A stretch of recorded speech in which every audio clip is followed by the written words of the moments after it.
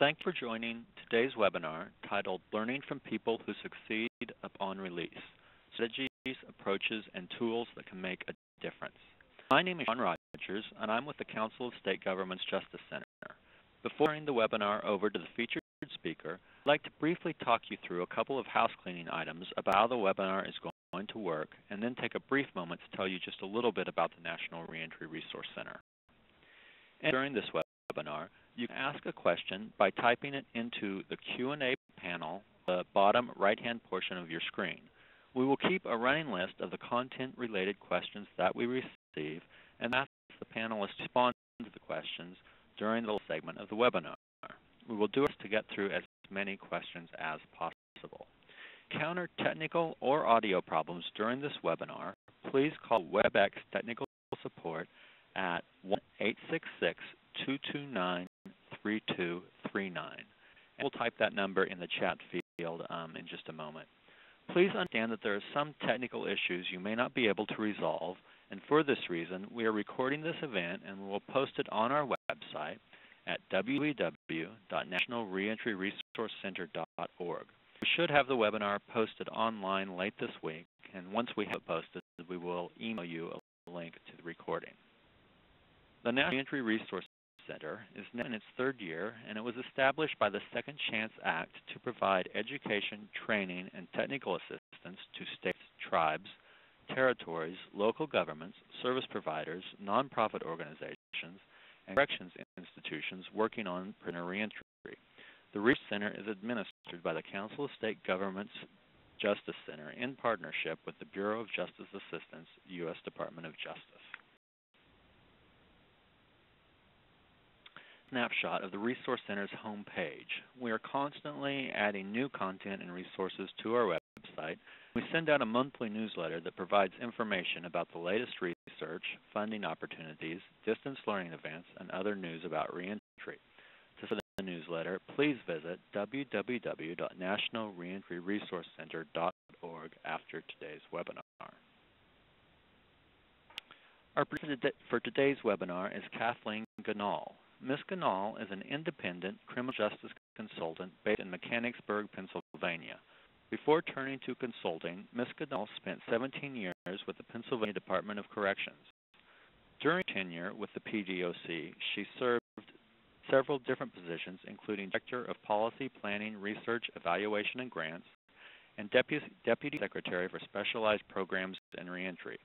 As a criminal justice consultant, Ms. Gnall has worked with criminal justice professionals, policy and decision makers, community and business leaders, social service providers, and members of faith-based and nonprofit organizations. Her services have helped agencies and communities enhance public safety while at the same time improving individual outcomes. And with that, I'd now like to turn the webinar over to Ms. Gnall. Thank you so much, Sean. It's a pleasure to be with all of you today. I thank those of you who have tuned in maybe for the second or even third time, and I really appreciate those of you who've taken the time to provide feedback, send me an email, and I really want to encourage people, if you don't have your questions answered, if you have comments, if something just doesn't make sense or you have another perspective, please don't hesitate to send me an email. I really appreciate the feedback. I believe that I've been able to get back to everyone who had some questions or comments, with the exception of two people. Myron and Kathy, if you're out there, I'm following up on your questions. But I hope that this is a good use of your time. I appreciate you taking the time to tune into the webinar. I know how busy all of you are, and I'm hoping that you will find at least something within the presentation valuable and that you'll be able to apply it to a situation that you find yourselves in. So I know that you obviously can't see me and I can't see you. It's a little lonelier for me here in Pennsylvania. My trusty 14-year-old dog, Hoover, was with me for lots of things, including the last two presentations, and unfortunately he was very ill and we had to put him to sleep. So I'm really right now kind of missing my buddy, and I am actually alone in the room. So with that, I just want to get started with our presentation and give you an overview of what I'm hoping to cover today. I like to have an aggressive agenda hopefully it will be one that makes sense in the way that I've tried to put it together. And again, I appreciate any feedback that you have. So today I want to kind of continue on the path that we've been on, was really trying to figure out how can we make our communities safer and healthier, and how can we really improve the lives of individuals returning from incarceration settings.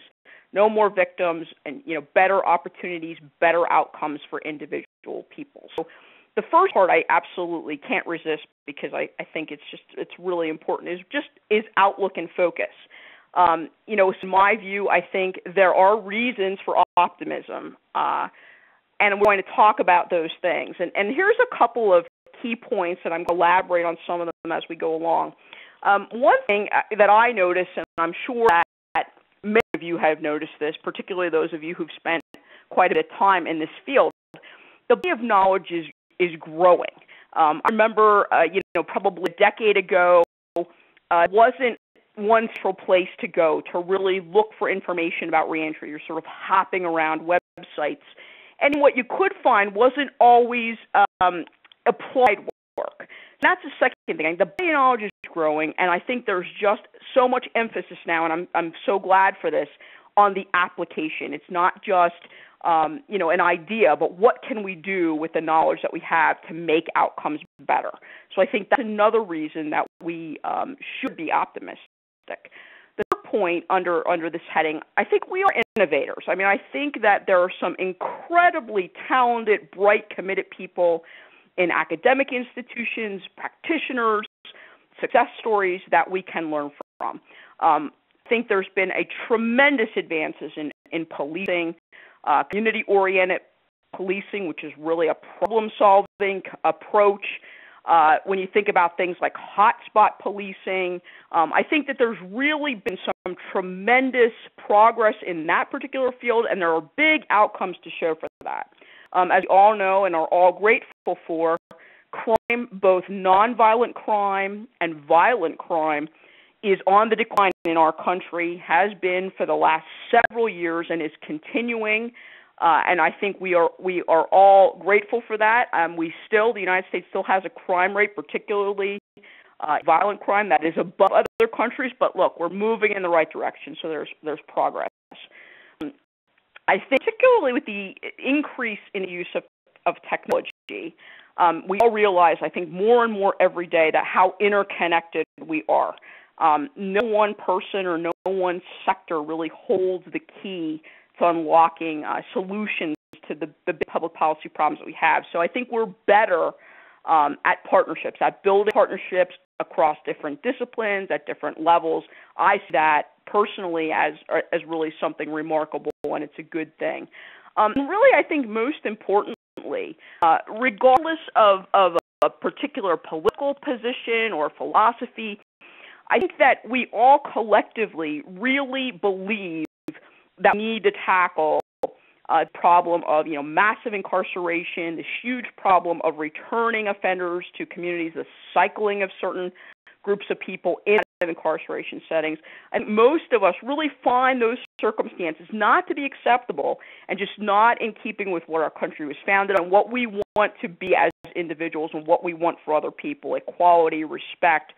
Really there's certain rights people have, and I think that we are all committed to this solving approach, sort of this idea of collective efficacy. Together, we have a tremendous amount of skill, a commitment to solving very pressing public policy issues, and I think this is one of them. As Emerson said, nothing great was ever achieved without enthusiasm. I think that that's the case.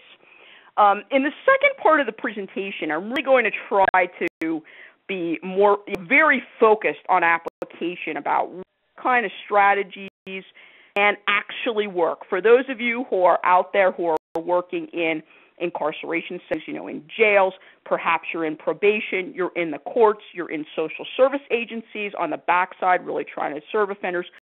What kinds of things can we learn from people who have transitioned successfully, from other practitioners who are very innovative, from academics? What do the research studies tell us? So we're going to really talk about that. And I was thinking about the Olympics. I mean, I think all of us have watched some really great stories there. And I was really thinking about the movie Miracle, which is about the 1980 U.S. hockey team that won the gold medal at a point in the United States history. It's not really unlike today. We really needed a big win. I've watched that movie several times with my kids, and I remember at the beginning of the movie, Kurt Russell, who's playing coach for the U.S. hockey team, in talking to a bunch of people about how he really believes that the U.S. could win gold from the Soviets, and they're looking at him, he's crazy.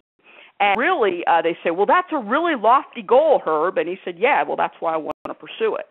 And it always struck me, yes, I mean, what's the point of having a goal if it's not worthy of pursuit? So I just think that that's something that I try to keep in mind. It's important work we all do. There's a couple concepts that I have found, in the literature that I think are really overarching policy or philosophical concepts I think are really important for the work that we continue to do. Of course, the first one is we want to create opportunities to encourage positive change, and there's a concept of legitimacy, which you find particularly in the police literature, though not only in the police literature, that I wanted to review. For change. What you do when you have a group of people or individual person who says, I'm not ready to change, or I don't really see anything wrong with what I'm doing, or this is the way it is, and I can't do much about it. What can you do? So here's one particular model. This is really a supervision model. It's the R&R, risk, need, and responsivity. Going to do some coverage of what that entails. And really that concept of motivation as internal control. I think we all want people to be internally motivated. Males are internally motivated. Are there other ways, if that doesn't work, can you exert external pressures to get people to comply? I think the answer is yes.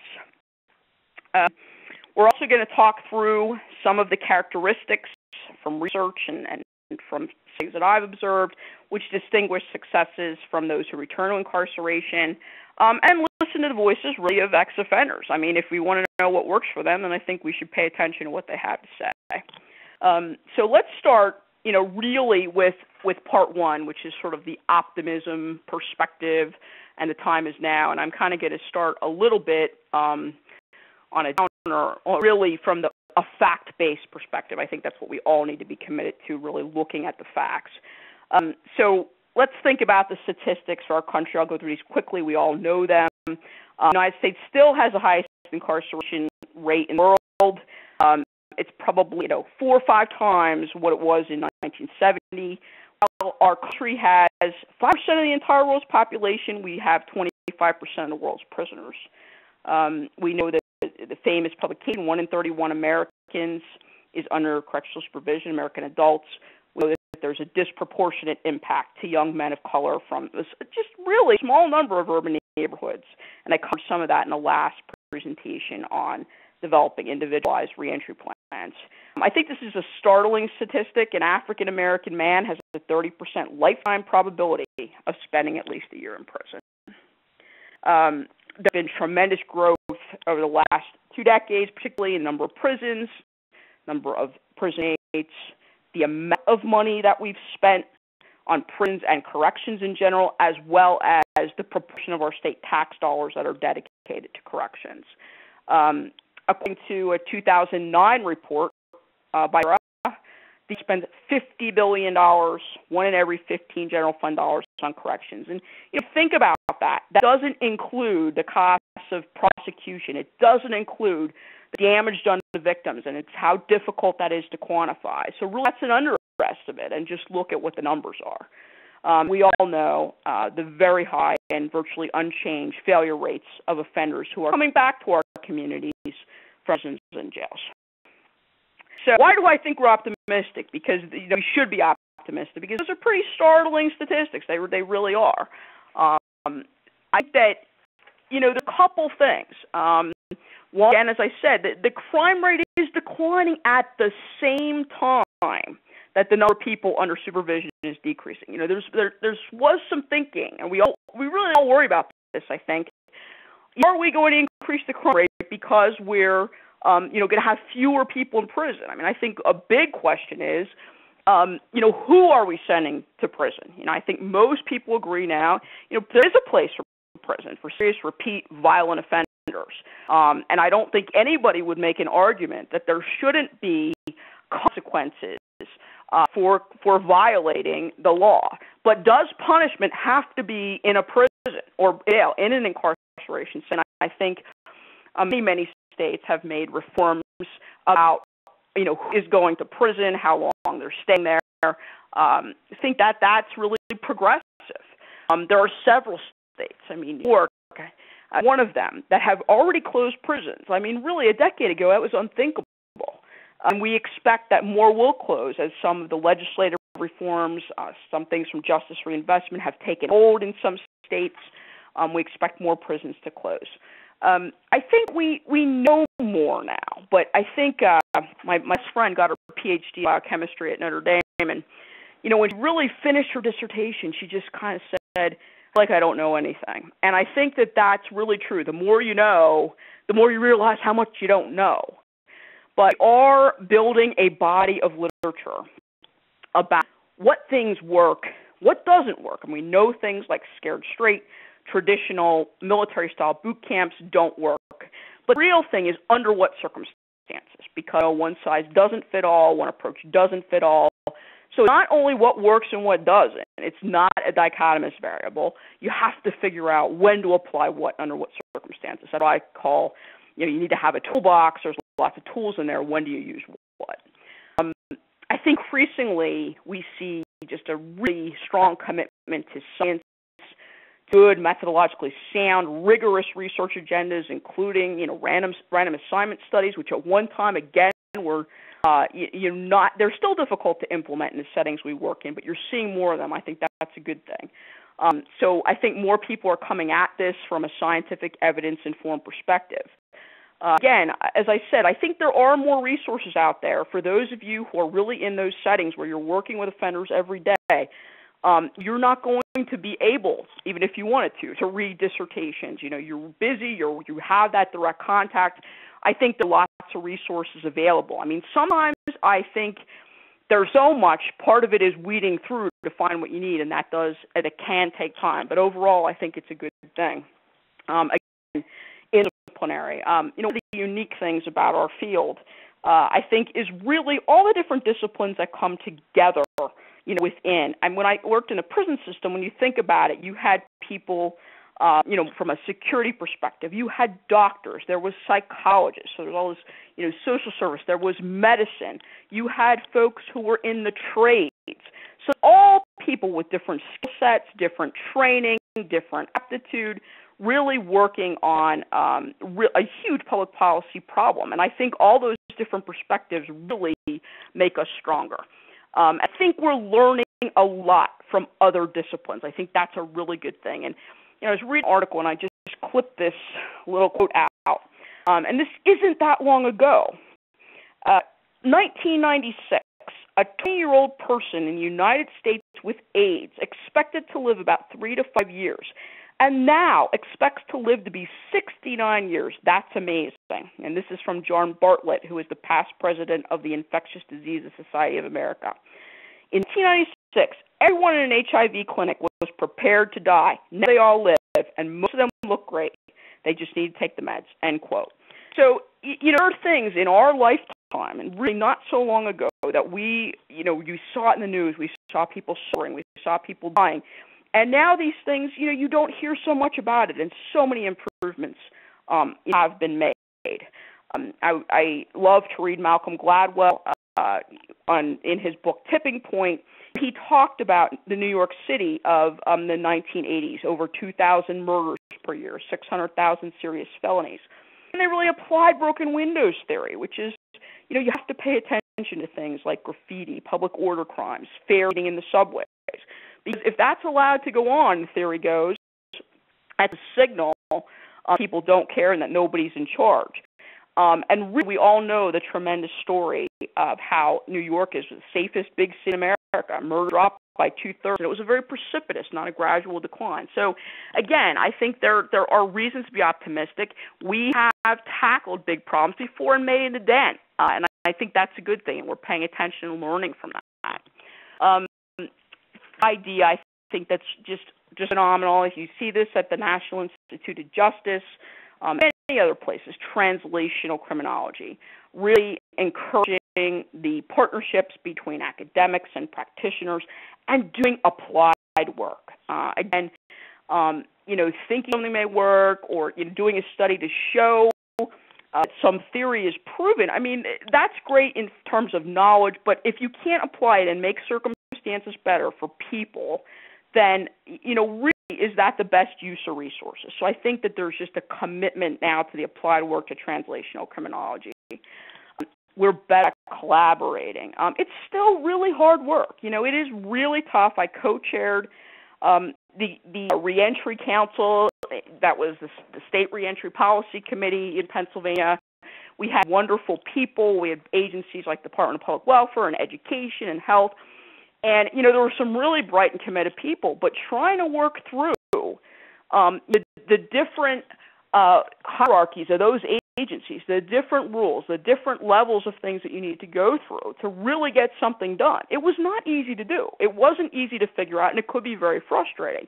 But I think that we are getting better at it. It's a lot of work, but we're getting better. And my view really is sometimes we get really innovative when we need to. I mean, economy, for many of us, even on a personal level, we've really had to do some strategic thinking, make some personal cutbacks. Of course, agencies have to do this. But I think some really great innovations can come from circumstances where you're really pushed, where you're forced to rethink things. So I think necessity is the mother of invention. I think that we're seeing, again, more of a problem-solving approach. I think that's a good thing. We're just analyzing what is the problem, define exactly what it is, and then let's come up with ideas for how we can go after this, thinking about solutions in terms of effectiveness and efficiency. I think when you have people with different kinds of training, different approaches, different experiences, I think in the end you get a better product, even though it's not always pretty doing that. There's always going to be sort of turf issues, people banging heads, but in the end I do think that we do better for that. Better systems, in some cases better data, more sophisticated analyses focused on application. I ran a research and evaluation office for many years, and, one of the biggest things that I have seen recently, and it's truly is amazing to me, is the advances in risk prediction. There's an approach, a random forest approach. Richard Burke at the University of Pennsylvania, I think, is just a genius. Random forest is a different way of looking at the variables that we know are predictive. It's a nonlinear approach to really figuring out who's likely to go out and commit additional crime. But even more so than that, I remember, years back just thinking how frustrating it would be. I knew somebody was, mid-risk, but what does it really mean, mid-risk for general recidivism? I really wanted to know who was going to go out and hurt somebody. You don't want people to commit any kind of crime, but we really don't want people committing person crime, violent crime. But we really did not have the tools. We weren't there to figure out. And now I think you see so many advances with risk prediction instruments that are able, and really with greater accuracy than we've ever had with a linear regression approach, to really back who's going to go out and commit person crimes. I think that's just one example of what I consider to be a tremendous advance. I like this quote from John Kennedy. When written in Chinese, the crisis is composed of two characters. One represents danger and the other represents opportunity. So I think we are at a place where we have tremendous opportunity, but we should be cautious about certain things. Again, my philosophy about tools in a box, you have to have a variety of strategies. Here's a few: electronic monitoring, GPS, kiosks, scram bracelets. And, crime is not so much on America's mind as it had been at one time. It's the economy. But really what we see in the public opinion polls that have been done this year, Americans support rehabilitative efforts, particularly nonviolent offenders. Now, there's the whole idea of what does that really mean, a nonviolent offender. But many people, again, across different socioeconomic and philosophical, they're saying, we've gone too far. We've gone too far. We need to come back, especially for people who are not as serious. I was very struck, and I would sort of guess that you were at the National Institute of Justice Research Conference and heard this address. Joan Peters, really, I think one of our nation's foremost experts on prison reentry. She gave this address, and you can listen to it, or you can, or really see it, or read the transcript. I put it in the notes, and I think that's a live link right there. But she's getting up and really saying, look, there are reasons to be optimistic, but we have to be cautious because we've been here before. So I've said in remarks that I've given in other places, I do think that the future for corrections is in the community. So many places now have focused on the community. Offenders come from communities or going to communities. It does make sense. However, you have to think back and look at history. And I think Joan really, she points out the intermediate punishment tests that went on years ago. They can really give us some lessons. And now, when we're talking about community solutions, we have to remember everybody's pressed. So community organizations are doing work with offenders. They're tight in terms of resources. How do they prioritize those needs? So these are some things we just need to think about. But her address, I just thought was really just remarkable, and I think a good lesson for all of us.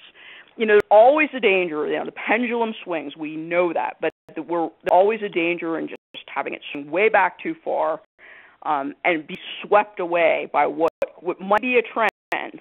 And the other thing is expecting massive change overnight. We know that our success rates or lack thereof have remained virtually unchanged for many years. So it is not reasonable to think, even with the movements we're making, and I think many people would agree are in the right direction, we should not expect to see massive change overnight. So that's one caution. I always think about, the people that I consider my mentors and consider to be, great leaders, have tremendous ability. One of the things I always find to be true of them, they know what they don't know. They know, and they know what they don't know. And I think that's a really important lesson for us as we do our work. There are some things that we just don't know. And one of these is really, I found this really interesting. Faye Taxman, who's a professor at Mason University. Here's something that she wrote, and it really took me aback the first time that I read it. The core component of supervision, contact, has not been tested empirically. That is, there have been no experiments or studies on whether probation, having contacts between officer and parolee, has any impact on criminal behavior. I think that's really remarkable. But I think that there are some things that many of us, including me, have taken for granted as staples of our system. We take for granted that those contacts are really important. But when you think of it from an evidence-based research perspective, what do we really know? And I think even though the body of evidence is indeed growing, are so many things that we just don't know, or we may have one study as opposed to a body of evidence. And I think it's just important to keep that in mind. Again, let's not overpromise and underdeliver. I think as we move forward, it's important to be smart, balanced, and engaged with people. This isn't a solution. We need to really be committed to long-term strategic collaborative planning. I really think it's incumbent upon all of us, to state what our agenda is. I mean, it's a minimum, I think, to think people don't have agendas. We all have an agenda. But I think really, particularly those of us, working in public service, say what it is. The agenda is to decrease crime and to increase opportunities for individuals, or whatever it is. Let's not keep it under wraps. Let's not pretend it's something that it isn't. So again, I think this is a buzzword, unfortunately, but I really do believe in transparency. Let's state what theory is. Put it on a table and carefully document what assumptions are we making. And all make assumptions every day. There's nothing wrong with that, but I think we should be clear about what those are. whatever methods we're using to test things, you have to really document these things. It's important. Implementation is really, really hard work. And I think that you really have to pay attention to how things are implemented. And the thing is, you can't do it once and done. You can't just do it today and decide, you can just let it go. So it's that whole idea of weeds in the garden. You have to keep after it, keep after it, keep after it. And again, I think it's important for what works, what doesn't work, but why? Why do these things happen? So you have to pay attention to the process and the outcome. There's another publication I really find fascinating. It's called Dare to Fail, and I did put it at the end of the presentation in a bibliography. It's a publication that was put out by the National Center for State Courts, and it features some of our leading thinkers, thought leaders, and practitioners, and asking them about what lessons they've learned, through specific circumstances. People there like Todd Clare and Joan Petersilly and Jeremy Travis, and practitioners like Ed Ryan and more. It's really a fascinating read. There's a lot of lessons to be learned through that publication. I think it's just a fascinating piece and very instructive for all of us. So I put it there. So, text for change. Again, I think it's important. Let's clarify what we value. Value as individuals, what do we value as organizations, what's our vision, what's our mission. And this, I really want to be careful about the way that I say this, because cause and consensus are a very important part of developing public policy, of enacting public policy, of our everyday life.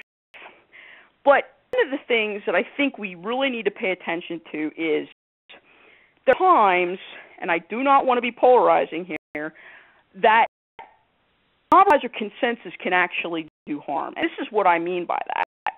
If our goal is, first to do no harm and really be making improvements, there are policy changes that can move us backwards. And sometimes you get really loud arguments from people about wanting to do some specific things.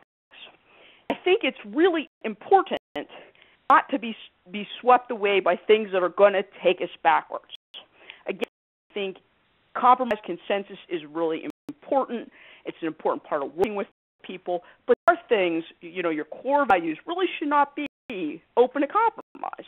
The end matters, but so do the means. How you get there matters. Things that should not, I don't believe they should be something we would do. Lying, intentionally misleading people, kind of throwing people under the bus. We want to focus on the greater good, deter future criminal behavior, fewer victims. So, and again, I personally think even though you have a lot of people at the table with different viewpoints, it can get right sometimes. But I think in the end, I think we have better policy because of that. So here's the concept of legitimacy. Again, I think we find this in the police literature, and I think it's a real fascinating question. Why do community members cooperate with the police? I think it's really the base of legitimacy. And really, in communities where people perceive police presence to be fair and even-handed, and where they feel like there's a partnership, where they say, oh, you know what, this person is genuine. They say what they're going to do, they follow up on it. That's where you're going to see good gains. So I think for us working in this field, and also from the offender's perspective, thinking, are we the real deal? Do we really mean what we say? If we say it, do we follow and actually do it, or are we just saying empty words? Are we acting in the best interest of public safety all the time? For those of us who've worked in a prison environment, I think we all know, prisons and jails, they run on the consent of the inmates. And by that is offenders really outnumber staff in every situation. So to a certain extent, this whole idea of legitimacy within an incarceration setting is really important. Are we running safe, secure prisons? Is there a fair handling of situations? So I think we can relate to the idea of legitimacy, and I think it's important from the individual and the organizational perspective. There's some real successful strategies that to me, really are based on clear communications of expectations, careful and consistent monitoring, And then, following through. If you say, hey, this is out of bounds, you cannot do this, and I catch you doing this, there has to be a consequence to that. It does not need to be a severe consequence, but it needs to be certain and swift. There's a couple examples. The HOPE project coming out of Hawaii. I spent some time on that in the last presentation, so I won't spend too much time this time. 24/7 Sobriety Project in South Dakota, which is actually my favorite example of a really well-devised and executed deterrent strategy. And then there's a couple here, again, coming out of the policing literature, the Boston Reentry Initiative, Baltimore's Reentry Partnership, and the Chicago Project Safe Neighborhoods Project. I'm just going to spend a minute on the Baltimore project. That is really an extraordinary collaborative effort between community members, businesses, social service providers, the police, ex-offenders. They have welcome home committees that are welcoming offenders coming home from incarceration and saying, hey, we're here to support you. We believe in second chances. We want you to get the services, the supports that you need. We're going to help you do that. But please know that goal here is, no more victimization, no more crime. So if you are going to act in a way that you're hurting other people, breaking rules, there are going to be consequences. And it really has shown some very good early results. So I think that that's something we should learn from. And again, I think that really is testament to the importance of legitimacy. I've tried to think about things from offenders' viewpoint. What is it we're asking them to do? If we put ourselves in an individual offender's shoes, how does this whole idea of, legitimacy and change and, come into compliance with societal norms happen? So we know for literature, we know what major need factors are, criminalgenic needs that are linked to criminality. Attitudes, beliefs, and values. Hanging around with people who are criminal. When your mom always asks you, and I'm always asking my kids, who are you hanging around with? Well, mom's right. That makes a big difference. And some other characteristics, impulsivity, restlessness, obsession, and hostility towards authority. These are some major factors that we're targeting in cognitive behavioral treatment. These are the things we're trying to control. So when you think about this, think about your own life. Well, I'm saying this person is, listen, I don't like what you think. You change the way you think. You got to change the way you're spending your time. Don't like who you're hanging around with. This is a big deal. We're not asking for changes at the margin here. Offenders, as we know, particularly in prison environments, they don't have one risk factor. Multiple and very serious risk factors. So they kind of to go back to the tabula rasa, to the blank slate here, and start again is what we're asking in some cases. And if you're anything like me, just think about how difficult and challenging it is for us who have more adept coping skills and probably have some pretty good pro-social influences. Just think about changing one aspect of your life, and I'll share a personal story. I had my second child, my daughter Erin, who's now 8. I gained an enormous amount of weight, like 60 pounds. So I wanted to, lose weight. I went to Weight Watch meetings, and I remember being in the first meeting and sitting there listening to the leader, and she said, well, you have to think about why you're eating the chocolate cake. Are you eating the chocolate cake because, you're hungry, or are you eating it because you're bored, or are you eating it because, stressed? And I'm sitting there thinking, lady, I want to think about why I eat the cake. I just want to eat the cake. But really, that's what we're asking offenders to do in cognitive behavioral. We're saying, stop and think. Okay, what's your thought process? It's not a pleasant experience in many cases. It's difficult to really slow down, do those thinking checks, and think, okay, what am I being motivated by? Why is it that I'm not exercising? Why is it that I tell myself I'm not going to eat that bag of chips, but I do? So these are difficult things.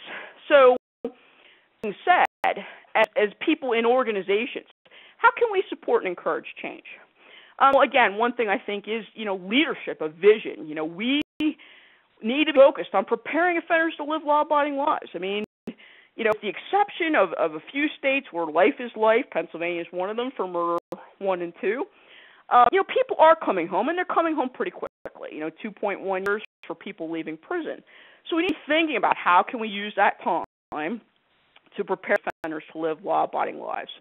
I think staffing is so critical. You want to think about the kind of people you're hiring, attitudes that they have, what are their skills, and as an organization, this idea of individual responsivity, being responsive to the individual offender, but organizational responsivity, I think, also really is an important factor.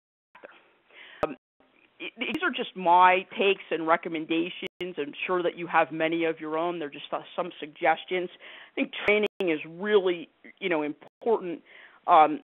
People understand the change process.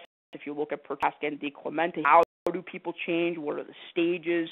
What things we do every day to influence a person. Every time you're interacting with an offender, or even an offender's observing you, it's an opportunity to teach a lesson. If you come into work every day, you show up on time, you treat people with respect, you're diligent about doing your job. If you believe in social learning theory, we're sending a message to the offender, this is a way to conduct yourself. So I think, again, we need to be very clear, very articulate in what the goals are, and then really aligning our practices or policies with those goals and getting out and talking to people about this, walking. People are watching for leadership, too. Are leaders all that they say they're going to be? Everyone's watching that. So, also, no, not going to make huge overnight changes, but we want to see progress. So for many criminals, probably I would even say most criminals, the process of becoming law-abiding and productive, it's a process. It doesn't happen overnight. So think about the desistance literature. Al Bloomstein, Keminori, they're writing about how people desist.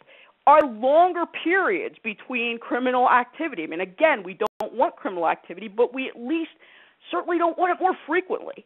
For someone who perhaps has a history of violence, is that activity lessening in severity? And perhaps it isn't, but I think those are things that we need to pay attention to.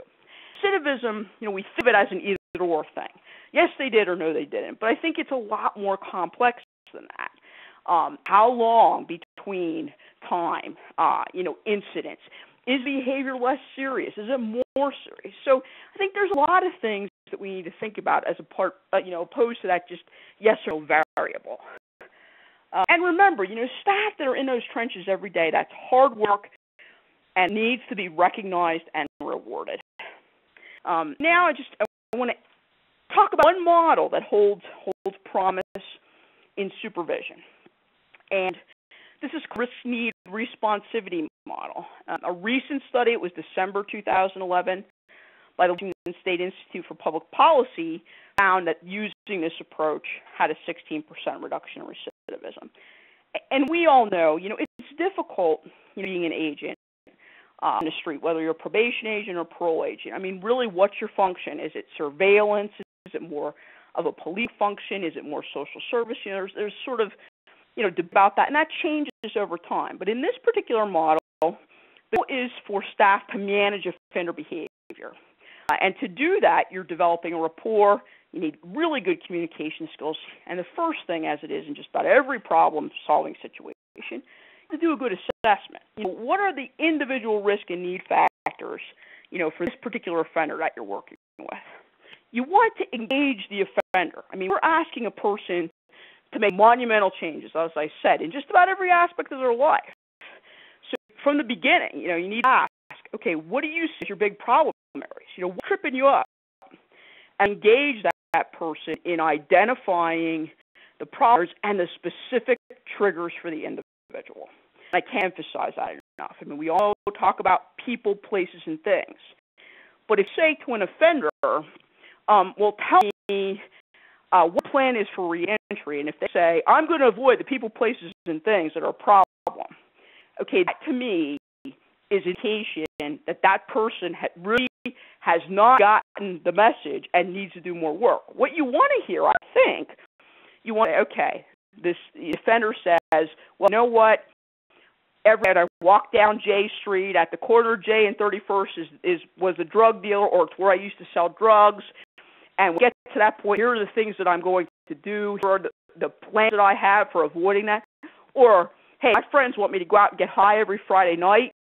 And you want them to be telling you the specific strategies they have to deal with their individual risk factors, not generic things like I'm going to avoid people, places, and things. Okay, they're very generic, needs to be personalized. In our model, there's a behavioral contract. Again, this is about transparency. It's about clear communication. It's about saying what the expectations are and holding people accountable. Again, there's rewards for complying. There's also sanctions. They don't have to be severe for failing to comply. Motivational interviewing is often used. The first thing you need to do is kind of look at where that person is in the stages of change. Really developing a very good integrated case plan. Again, my view is every interaction with an offender can teach, but you also need to listen and learn from what the offenders say, what they're experiencing. Here's my toolbox. Again, one size doesn't fit all. I don't want to beat a dead horse here. You need a lot of different kinds of tools. And there's evidence that treatment may not be the default approach for everyone. Now, that is not to say it doesn't have its place. But if you look at the HOPE evaluation, which you can find on the NIJ website, I really found this really remarkable. In the HOPE project in Hawaii, most of the offenders in that study were methamphetamine users, with a lot of criminal history. And many people might argue, if you really are an addict, the only way to correct the behavior is to go to cognitive behavioral treatment. In some cases, that's probably very true. The HOPE project, they took medium to high risk offenders, most of whom, again, were methamphetamine users, and said, look, here are the expectations. We're going to drug test you. We're going to monitor you. If you turn pot, we're going to punish you with maybe a day or two in jail. Okay, treatment was not an option at the beginning, only if an offender requested it. But really, most of the offenders in that grouping were not turning up hot, and most never got treatment. Now, some did, which is what is called in that study self-selection into treatment. So if you try a deterrence-based approach, accountability model, and the offender is not able to comply, after repeated violations, that really does indicate that person really needs some intensive therapy. But I do think that this is really an interesting argument. Sometimes the default position is always, well, if you have an addiction issue or criminal thing issue, it obviously should be treatment. I don't necessarily know that that's the case all the time. I'm sure it is the case some of the time, but this is just different way to look at things and different evidence. What we can observe measures behavior, and that is what we're trying to change. You're trying to get to thinking. We all know that. But how do you really know if someone changes their thinking? What you can watch is do they change their behavior, which really is the goal. Let's move on to what we learn from ex-offenders. And these slides here are based heavily on work that was done in the Pennsylvania Department of Corrections and the Parole Violator Study and the Urban Institute's Justice Policy Center. They did a series of reports returning home and the Serious and Violent Offender Reentry Initiative. But what we find, those who did better on release had reasonable expectations of the challenges that they were going to face. I mean, think about the things, the people needs they have. So they realized, okay, yeah, it's not all that easy to stay sober, be with my family, getting, keeping a job. And as I said earlier, they had specific strategies. If you ask an offender, okay, tell me how you're going to handle these stressors, and they had specific strategies and clearly were working on their individual plan, they had a chance. They had more advanced coping skills, didn't fall back as easily into old habits when they were faced with stress, and who wouldn't be stressed about reintegrating the community? It's not easy. I used to very often, when I worked when I was the deputy secretary in the Pennsylvania Department, when I'd be in prisons, I would really look to talk to offenders who were, close to the release date. And I always asked them, well, what are your plans?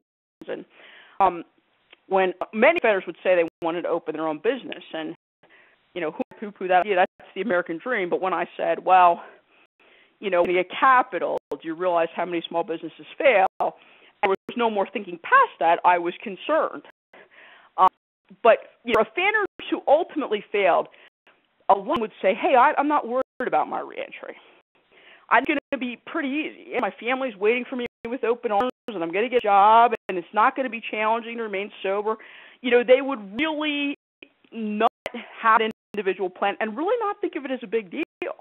They also were more likely to have hostile interpretations. You know, what I mean is, you know, blaming other people for the circumstances they found themselves in, even being in prison in the first place. Or they would respond positively, or the world is against me. They would often think that. So let's talk a little bit more specifically about what ex-offenders say. I've done some focus groups, and certainly there are lots of people out there, all of you included, who've talked to offenders.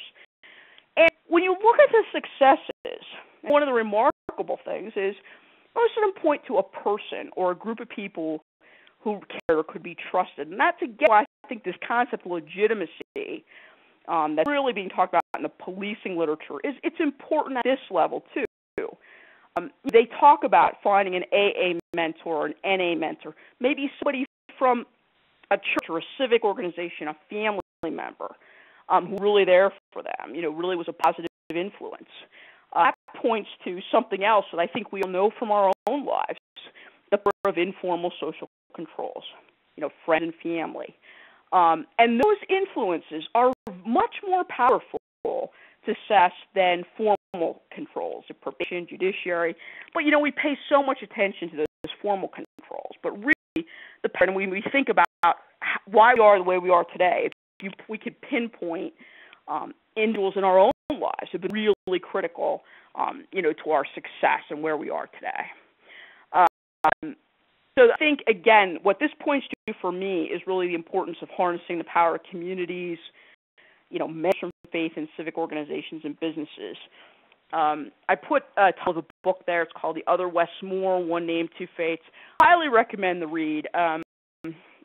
The gentleman who is on the left's name is Westmore, and the gentleman who is right, his name is Westmore. And he grew up in very remarkably similar circumstances, really in neighborhoods, very disadvantaged neighborhoods, really took very different paths. And the book is really about comparing and contrasting their lives and looking at pivotal moments.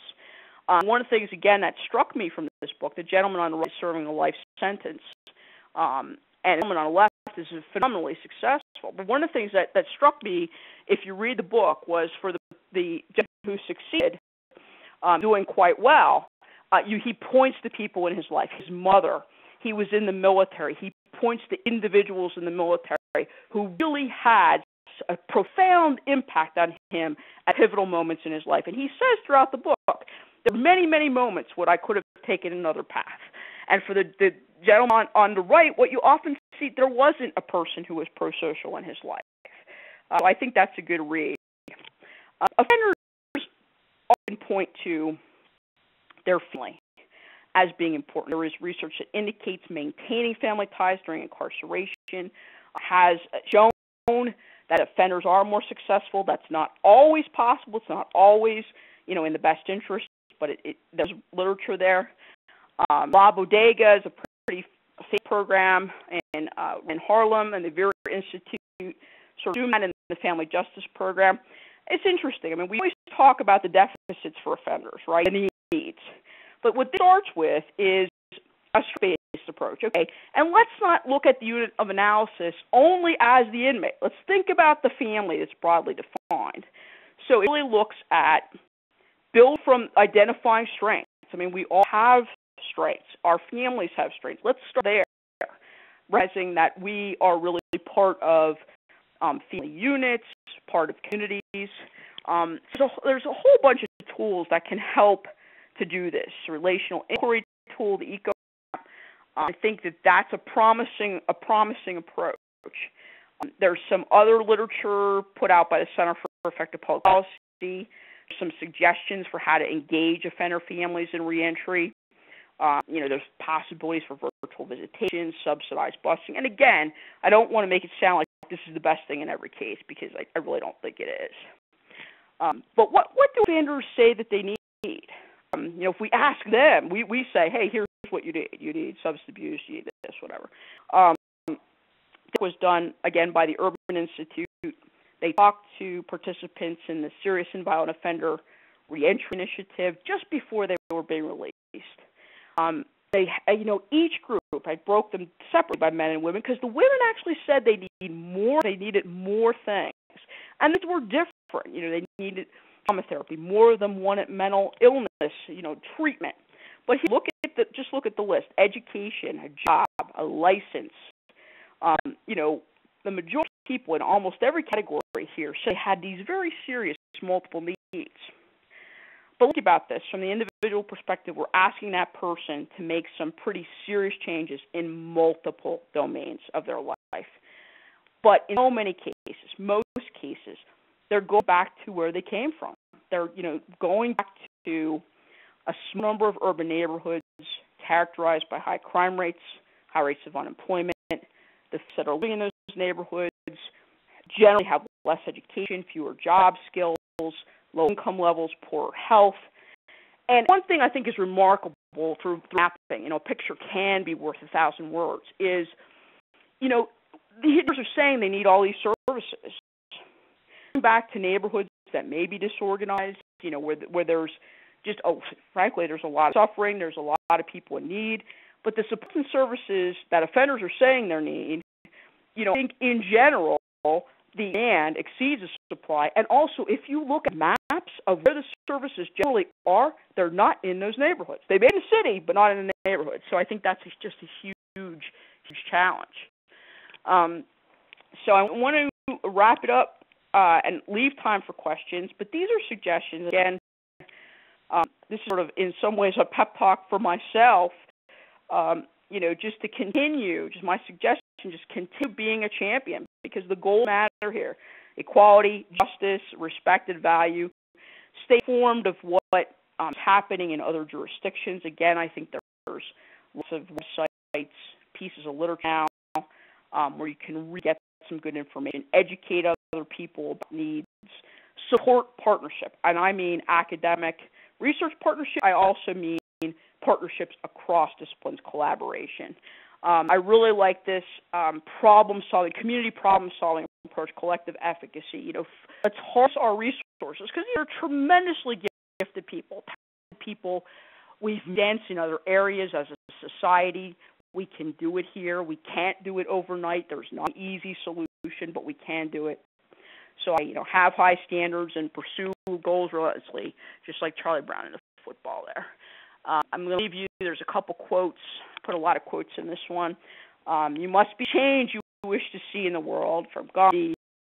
There comes a time when one must take a position that's neither safe nor politic nor popular, but he must take it because his conscience tells him it is right. And again, with respect to attitude and passion and being a champion, nothing can stop the man with the right mental attitude from achieving his goal. Nothing on earth can help the man with the wrong mental attitude, by Thomas Jefferson. So I thank all of you for, again, taking the time to be online today. I really hope that at least something I offered might be helpful to you, and I will be very happy to answer questions. Great, Kathy. Thank you for the fantastic presentation. Most of the attendees, it looks like most of you have figured out how to ask questions. If you haven't, and if you would like to ask a question, please type it into the Q&A box in the lower right-hand portion of your screen. All right, Kathy. Thanks again, and we do have quite a few questions that have come in. Around finding jobs for ex-offenders. Any specific strategies for helping ex-offenders with job search? Well, I'm a big fan of developing partnerships with particular industries that are what I consider to be ex-offender friendly. I mean, as an example, I worked for the Pennsylvania Department of Corrections. There was a relationship with Midas Muffler. So offenders inside could get particular kinds of training, and then Midas would at least give them an opportunity for an interview. So, the automotive industry, the hotel industry, I think is one. I mentioned this in the last presentation. The food industry, Safe Serve certification, which is offered in, I know, several prisons for appropriate offenders, really gives people a leg up. So while people are in prison, really be looking to get them industry-recognized credentials, and I think trying to do those partnerships, again, before the folks are coming out of prison with industries who are open to hiring ex-offenders, I think can work very well and be helpful. It's not a total solution. I mean, we know in general there's lots of law-abiding people who don't have criminal records who are out of work too. So, but I think that's at least one possibility. Great. Another listener wants to know if you could talk a little bit more about the desistance process. Mm-hmm. Well, in terms of desistance, I mean, there's nice literature out there. Al Bloomstein from Carnegie Mellon, among others, has been writing about, how do people really stop additional criminal acts? Does one day they wake up and say, you do this anymore? Not usually, though it does happen. But age, I think, if we all look at the age crime curve, I always used to say when designing a treatment program, I wish I could just harness the effective age. I mean, the older are, less likely are to commit crime. So some people do age out. But, in terms of desistance, I think for those people who have succeeded, they can point to somebody, mentor, engagement in AAA activities. Obviously, people do better if they have a job and can maintain that employment. So what I kind of say as the heading is you want offenders to have hooks into conventional society. So to the extent that, they're doing things that the rest of us do, going to work, they're engaged in faith-based or civic organizations. Whatever you can do to encourage that, I think you are encouraging them not to commit crime. So, people relapse. No one does, but do. So, I mean, I would encourage you to take a look at the desistance literature. It is pretty remarkable. And again, it's usually not a snap, okay, I'm never going to commit a crime again, although that does happen. Another question here. Person wants to know kind of how important is it to impose sanctions for non-compliance in a timely manner? Really important. I think it's critical. Sometimes, and I do some thinking about this. I'm sure lots of you do too. I really got to thinking about how the system, our criminal justice system, even handles crimes when you think about this, even for juveniles, okay? Normally what we do is, do we not provide warnings normally? Okay, I'm warning you, don't do this again.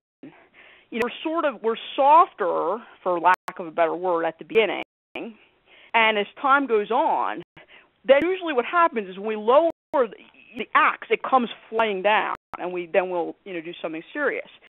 But I think just for self, in raising children, say, look, you cannot run across the street without looking both ways, and you see your child do that, and there's no consequence for the action, doesn't really encourage them to kind of keep at it.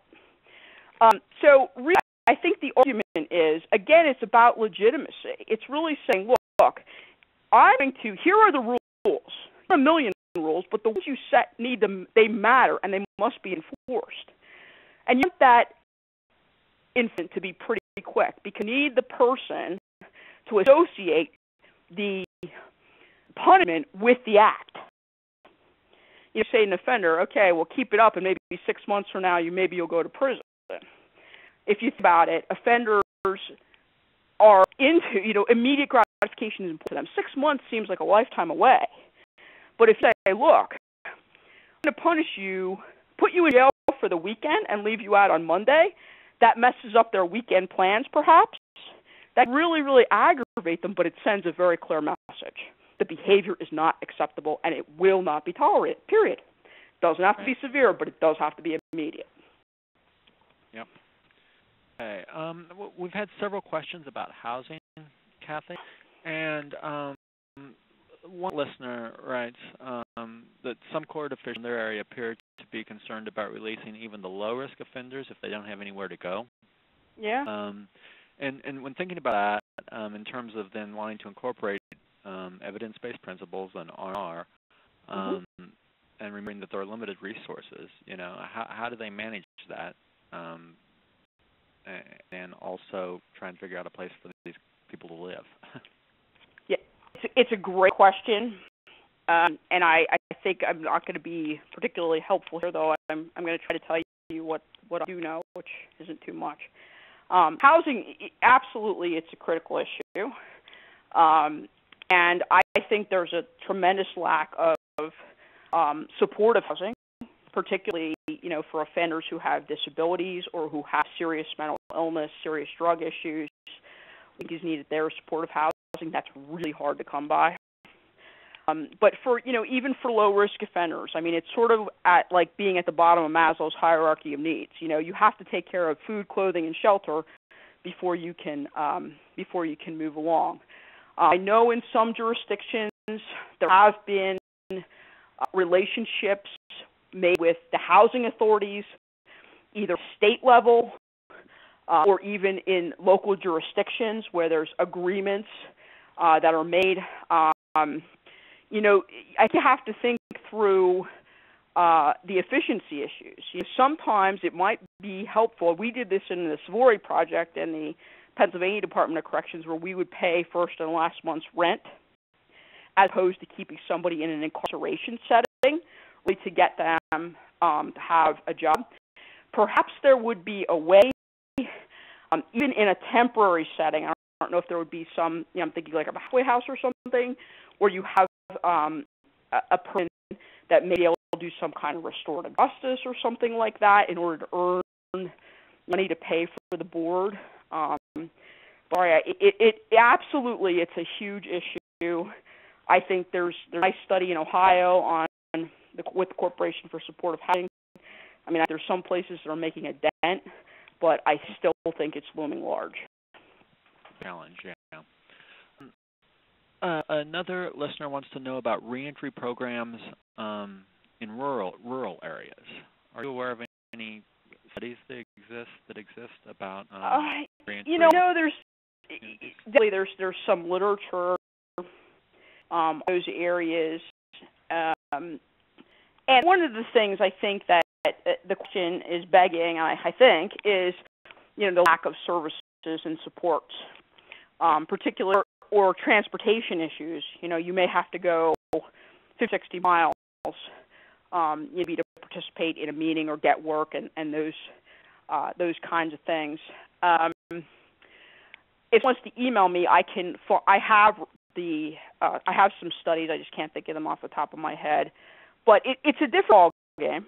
It's a lot different than working in an urban environment. Different challenges. But I don't know that we have a clear answer to that. Partnership, collaboration, I'd say the same thing. What about juveniles?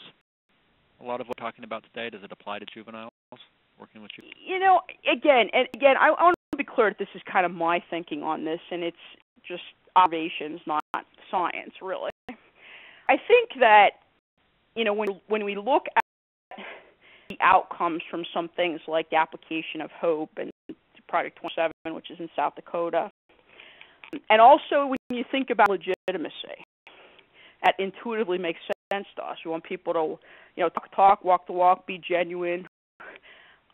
To me, it makes sense that, you have certain standards and you hold people accountable to a meaningful number of things off the bat, as opposed to passes, giving people by, if you know what I mean. I think what we're seeing, and particularly in probation, I think probation is just a tremendous opportunity to make a big dent, because that's where the numbers are. I think you see probation departments, both for adults and frankly for juveniles too. really using these models, the R&R model, to engage offenders, but also to say, look, there are certain things that I expect you to do, and I'm watching you. We're going to support you in this. I think Baltimore model is a great model. You want to be supportive, and I do think in some ways it's like raising kids. There have to be boundaries. And what I mean is we're all people, and I think we respond to understanding what the boundaries are, and when they're crossed, there needs to be a consequence. It doesn't need to be 3 years in prison, but it needs to be something that matters to the person and sends the message, this is acceptable. All right. Another question from a listener, and he says that he works specifically with formerly incarcerated individuals that were incarcerated for drug offenses, and they're mandated by the court to attend an outpatient drug program. Any specific strategies for this particular population that will help their transition? I have to tell you, I hate blanket mandates like that, in the sense that view is assessment, actual assessment, clinical assessment needs to drive treatment. I don't know, what the profile of these individuals are. We know they have a drug offense, but, offense is really not necessarily related to, future behavior, criminal behavior. So, like mandates to outpatient or things like that, I think what you said is we're going to do an assessment of you, and we're going to develop a plan based on these that are shown in the assessment. But, if the person is already mandated by the court into an outpatient setting, I would definitely, again, incorporate this, the whole idea of expectations, very clear expectations, age the individual, the offender, and identifying his or her triggers, very specific triggers. You want that person engaged, bring their family to the extent that you can, and develop meaningful plans, have them practice strategies. That's what I would do. I would have process groups where, you're doing role-playing, you're having specific situations, and you need to get offenders up and actually act this out. Like, how would you do this? You don't talk about it in the theoretical, you make them do it. I think the more practice people do, the better people they're going to be able to handle it in a real situation. Right. We've had a few questions about motivational interviewing. One listener just wants to know if you think that it can be helpful for ex-offenders making significant changes in their life. Another person wants to know, kind of as a follow-up to that, if you're aware of any studies that talk about motivational interviewing and whether it's helpful or not. Definitely, there's definitely evidence, and there's several studies, that indicate this is a good approach. It's interesting because this is not only something that is used with offenders. It's used for anybody when you're trying to change behavior. I read an article in our local paper over the weekend about a woman who serves as a health coach. She uses motivational interviewing in trying people to see the value in doing things like quitting smoking, losing weight. So this is not a technique that's specific to working with offenders. It's really, part of it is, engaging the offender in identifying the problem. So in some way, you're sort of paying back to them some of the things that they say in a way that hopefully is going to allow them to see some of their statements are not logical. Faulty thinking, that's what you're looking for, thinking errors. Do you think it can be helpful? There's good training out there for it. It's an approach, again, aimed at getting really to see, for lack of a better way of saying it, the error of their ways. Non-confrontational sort of way. You're not yelling and carrying on. You're trying to engage the offender in talking about how these different behaviors have negatively impacted their life, their relationships, their opportunities for employment. And you're really asking questions. A lot of it is really the way you ask questions.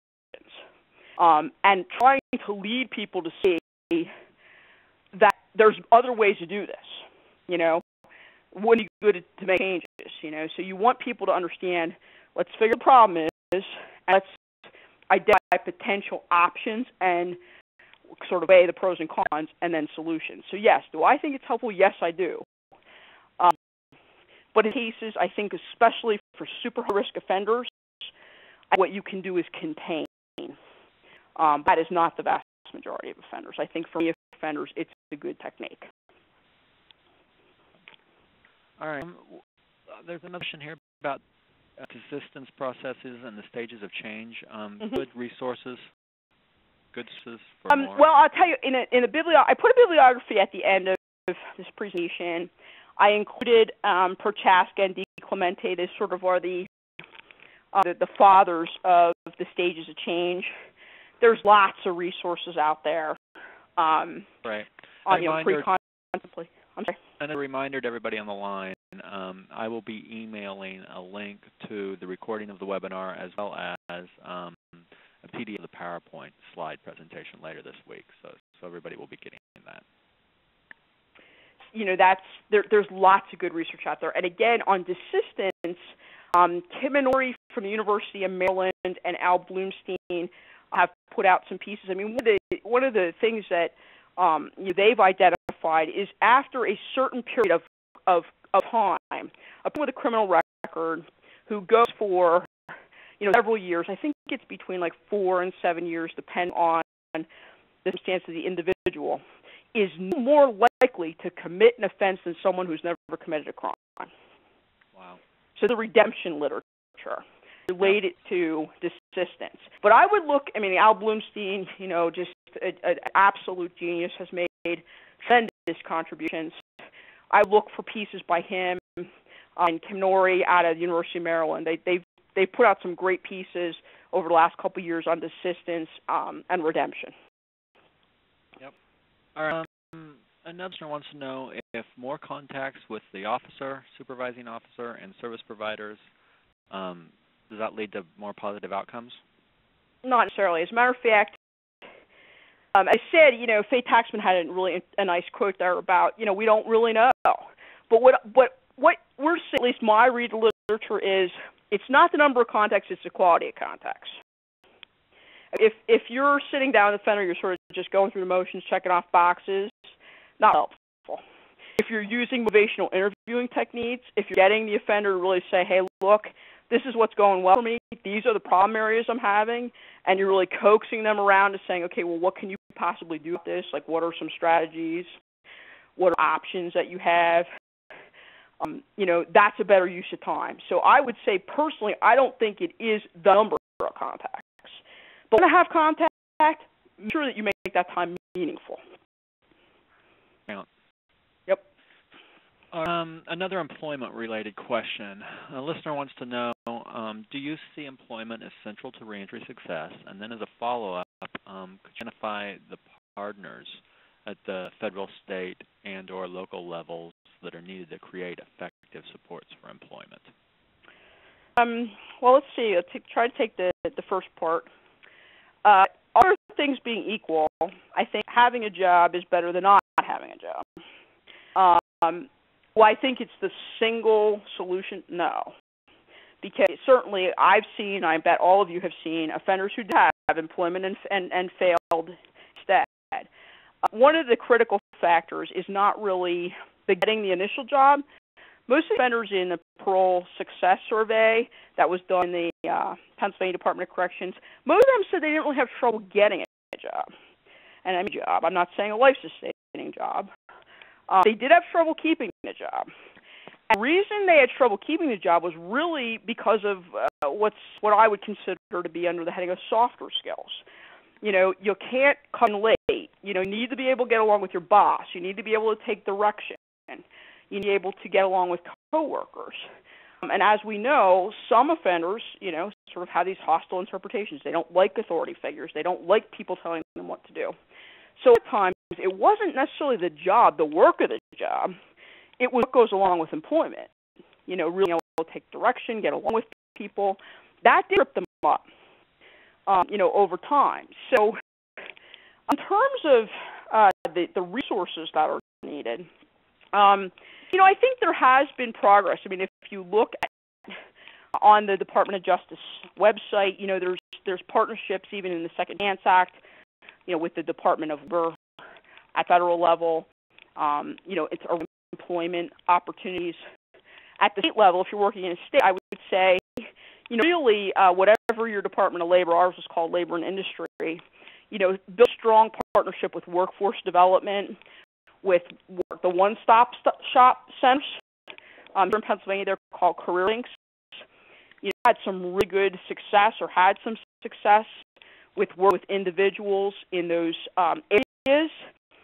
Offenders were returning to, they would be sent to CareerLink and they would get some specific services. That's a good way. Also, if you can interest employers, and some employers do this, they'll come in and do employment interviews within the prison, or if you have a halfway house system, because they're more located in communities. I think that's another opportunity. Public-private ventures, the Ready for Work literature, the literature that's coming out in New York, transitional jobs, Center for Employment Opportunities. I think there's things to be learned there from providing inmates with transition jobs. Mendito, who runs that center, there's some research on the effectiveness of that sort of program.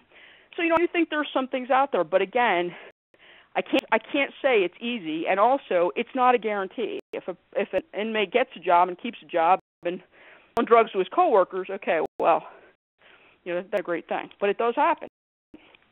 Yeah. Several times during your presentation, Kathy, you spoke about risk and need assessments. Mm-hmm. Could you talk about some of the tools that are available, the risk and need assessment tools? Risk and needs assessment, to me, is just foundational to the work that all of us do.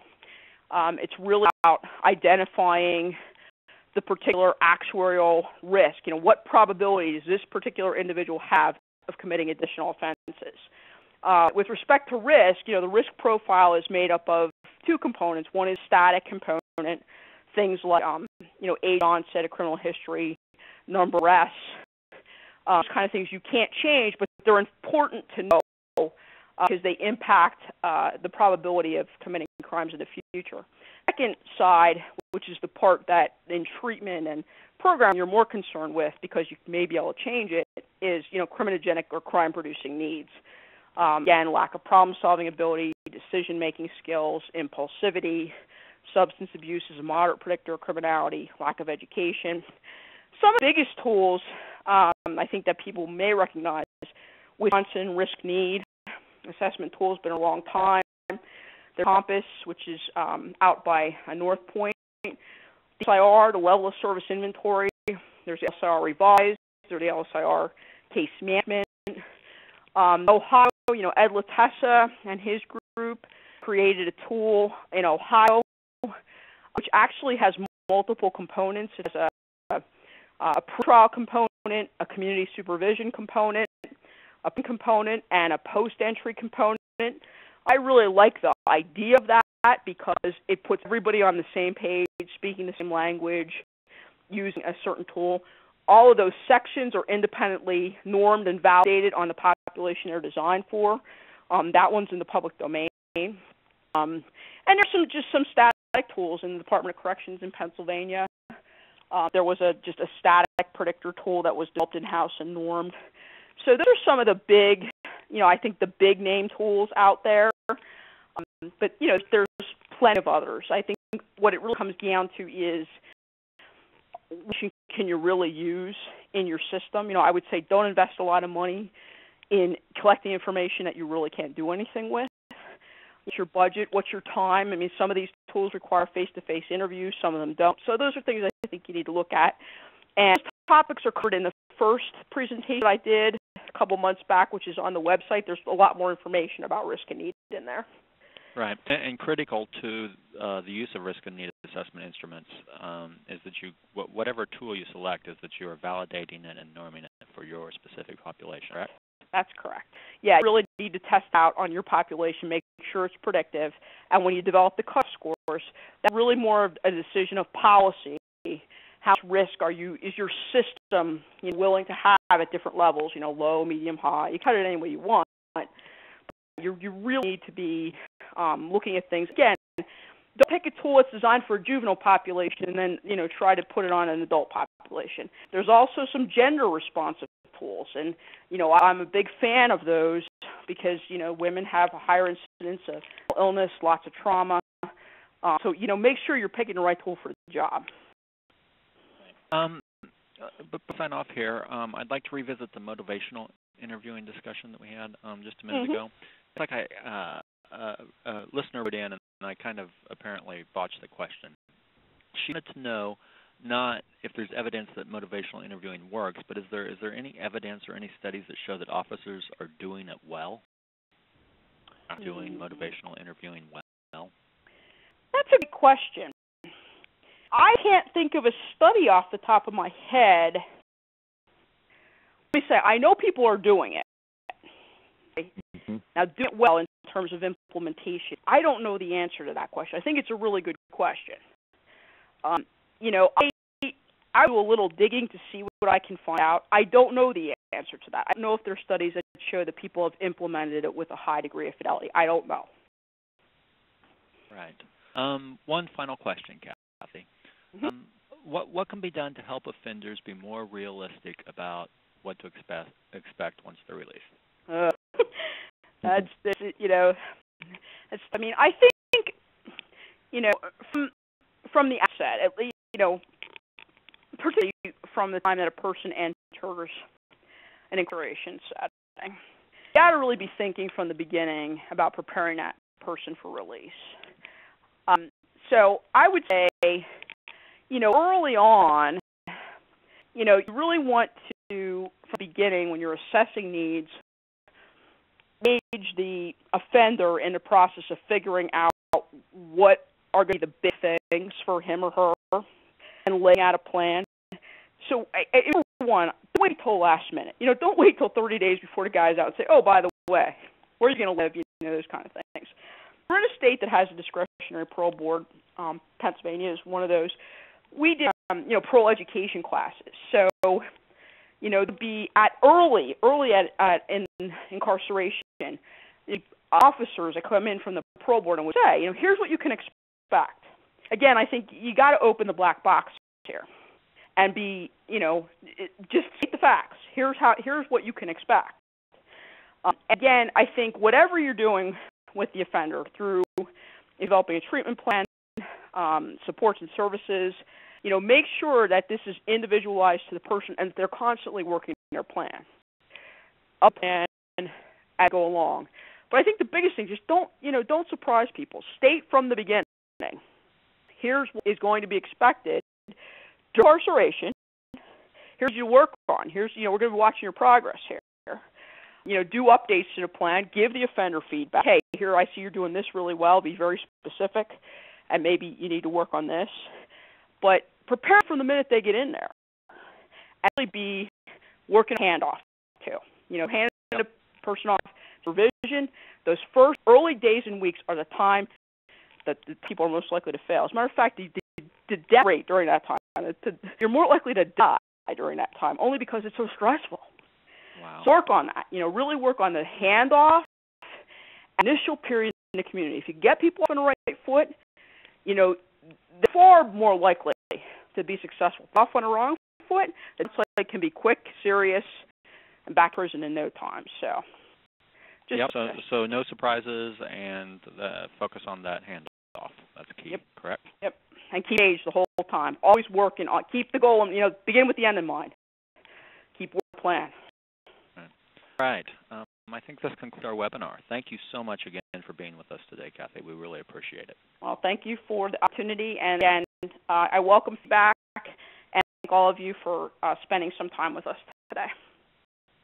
Great. After you exit the webinar, a brief survey will appear on the screen. Answering the questions in the survey, you will be helping the Resource Center improve on the services we offer. We would greatly appreciate it if you would take just a few minutes to complete the survey. We will email a link to the recording of this presentation, as well as a link to a PDF of the PowerPoint slide used in the presentation late this week. These links will also be made available on the National Reentry Resource Center's website at www.nationalreentryresourcecenter.org. Thank you.